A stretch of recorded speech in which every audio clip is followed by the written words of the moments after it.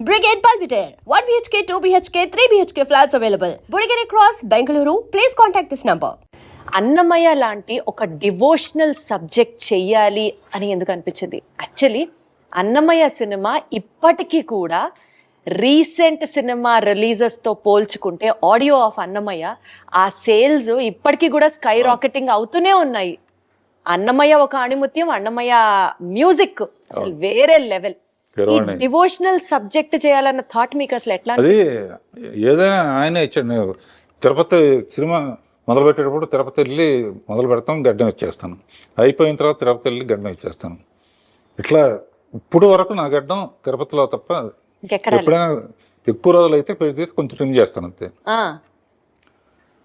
అన్నమయ్య అనే సబ్జెక్టు బాపు గారు, విశ్వనాథ్ గారు లాంటి వాళ్ళు కాకుండా నాకు అవకాశం రావడానికి ఆయనే కారణం అనుకుంటా. స్వామి పంపించుంటాడు, స్వామి అడగకుండా అన్నమయ్య ఇచ్చాడు. అండ్ ఆ కథ నాకు రావటం, నాగార్జున ఏంటి, రాఘవేంద్ర ఏంటి, సుమన్ ఏంటి అనుకునేది ఛాలెంజ్గా తీసుకుని నాగార్జున పెట్టడానికి రీజన్ అంటే వాళ్ళ ఫాదర్ విపన్నారాయణ ఇవన్నీ కూడా చేశారు. అది కాకుండా ఇది చూడాలంటే మామూలుగా లోపలికి రావాలంటే భక్తి సినిమాలకి హీరోలు ఉంటే బెటర్ అని చెప్పి హీరోని పెట్టి జనాన్ని లోపలికి తీసుకొస్తే గ్యారంటీగా హిట్ అవుతుంది నమ్మకం.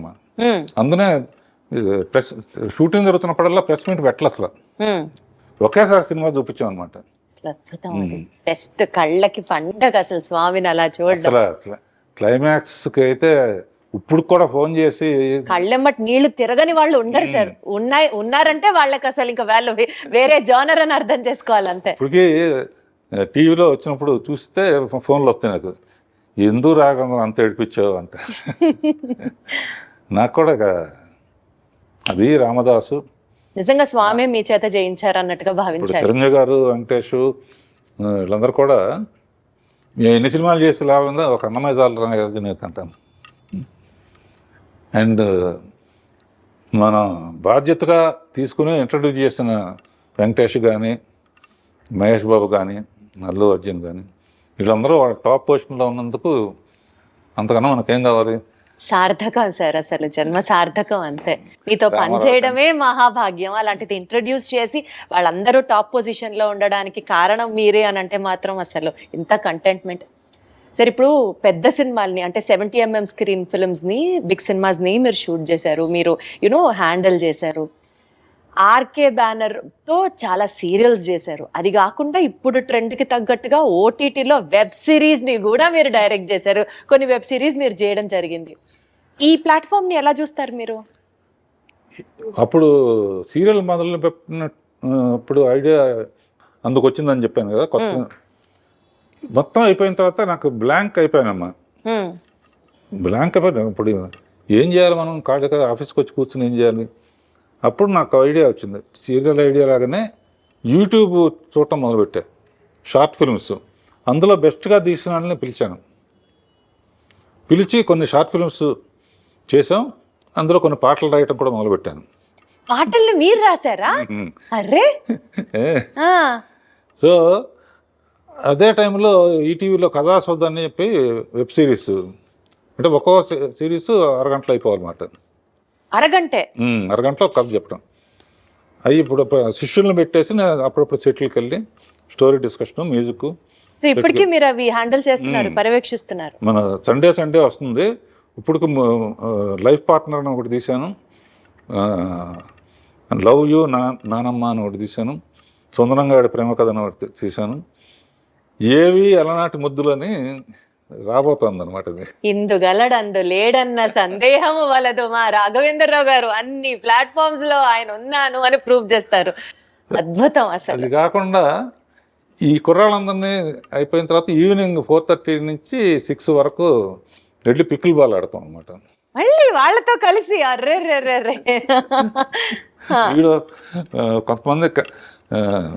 ఆ తర్వాత కీబోర్డ్ అన్నావు కిందాక మా అమ్మ చెప్పింది, ఖాళీగా ఉంటుంది కీబోర్డ్ నేర్చుకోవచ్చు కదా. నేర్చుకుంటున్నారు. అయ్యమ్మ బాబోయ్. మీ ఫిట్నెస్ సీక్రెట్ ఏంటి రాఘవేంద్రరావు గారు? ఎప్పుడు ఆ స్మైల్, ఇన్ని యాక్టివిటీస్, చాలా జోష్ఫుల్ గా ఉండడం, సరదాగా ఉండడం. అసలు మీ ఫిట్నెస్ సీక్రెట్ చెప్పండి. మీరు ఏం తింటారు చెప్పండి. తిండి దేవులే కానీ ఎక్కువ ఫూల్స్ ఉన్న చుట్టూ ఉంటారు.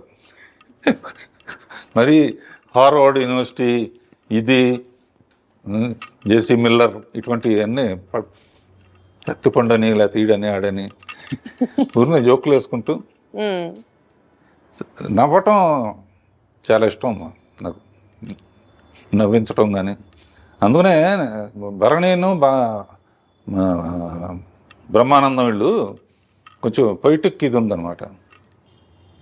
నేను 2-3 కొటేషన్స్ అందరూ రాస్తున్నాక మనం ఎందుకు రాయకూడదని చెప్పి అందులో కూడా మనం అనుకున్నవన్నీ జరిగి ఉంటే ఇప్పుడు జరిగినవన్నీ మనం అనుకున్నవి కావు. వాహ్, మనం నువ్వు కూడా అనుకున్నవన్నీ జరుగుంటే ఇప్పుడు జరిగినవన్నీ మనం అనుకున్నవి కావు.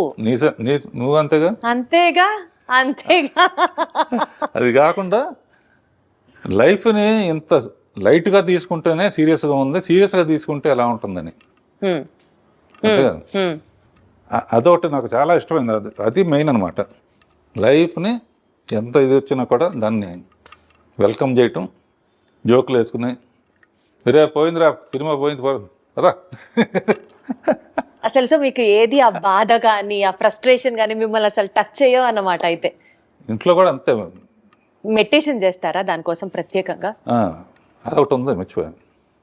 పొద్దునే ఓ రోజు స్విమ్మింగ్ పూల్, ఓ రోజు పిలాటే, ఓ రోజు స్ట్రెచ్చింగ్ ఎక్సర్సైజ్, ఈవినింగ్ యోగా నిద్ర మెడిటేషన్ ప్రతిరోజు.